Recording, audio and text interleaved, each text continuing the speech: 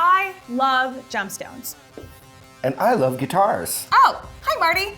Let me introduce you guys to my friend Marty Schwartz of Marty Music, the best guitar channel on YouTube. Marty is a guitar instructor extraordinaire and knower of many, many music facts. We thought we'd team up today and take a look at our two favorite topics, ketchup and mustard. Natalie, I love ketchup and mustard just as much as the next guy. I mean, I sometimes squirt them both in my mouth after eating something spicy. But are you sure you don't mean guitars and gemstones? Thank you, Marty. That's what I meant. I'm Natalie. I'm Marty.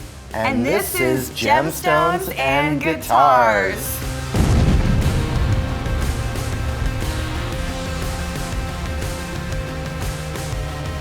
When it comes to making beautiful guitar music, certain minerals and elements really pull their weight.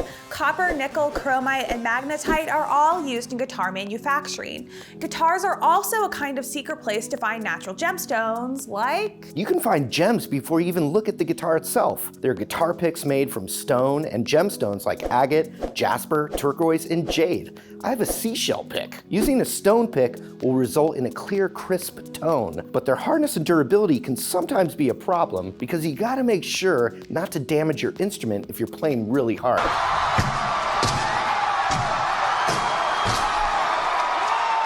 Hey Marty. Yeah, Natalie?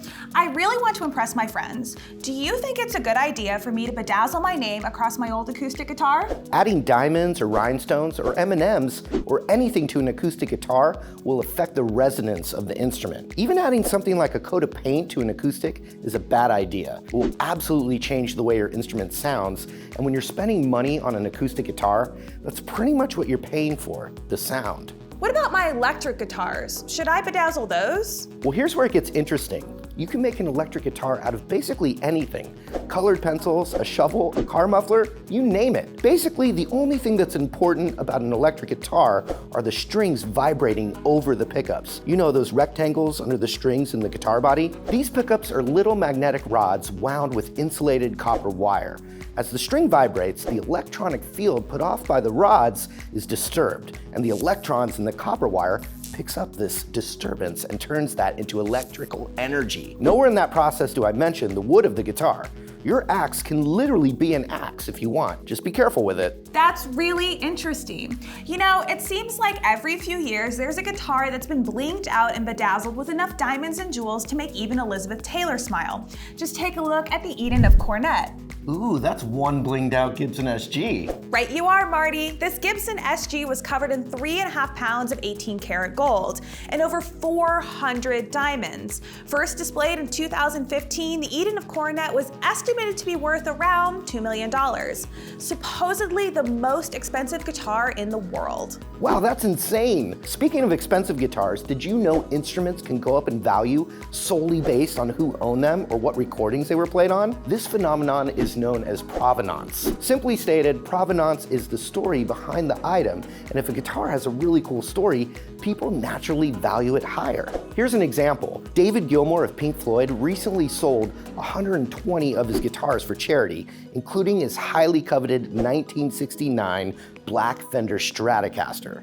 He played that guitar on the albums The Wall, Dark Side of the Moon, and more. Christie's auction house estimated it would sell for around $150,000, but it ended up going for $3.9 million. This guitar isn't technically better than any other high-end Strat from 1969, but it's been heard on some of the most important rock records ever. Wow, that's crazy. I have another example of a pricey guitar, this one from our 4-stringed friend, the bass.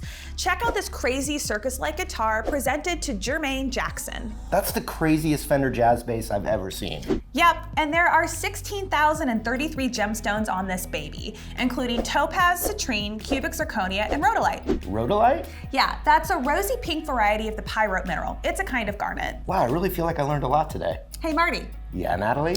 Thanks for taking the time to talk rock music with me today. Oh, Natalie, you're so punny. Thank you for the invite, and shine on, you crazy diamond. How many $2 million guitars do you have lying around?